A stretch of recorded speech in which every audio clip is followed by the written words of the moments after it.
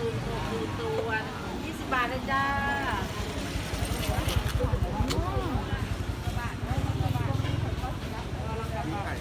มีค่ะได้ค่ะ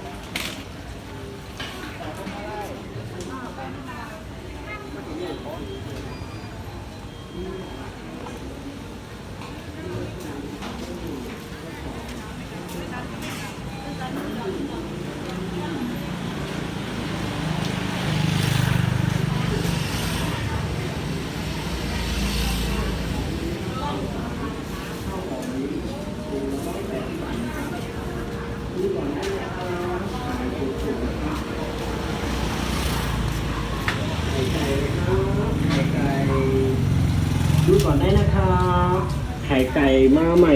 สวยๆนะครับมีหลายราคาหลายตัวนะครับมีเบอร์ศูนย์เบอร์หนึ่งเบอร์สองเบอร์สาม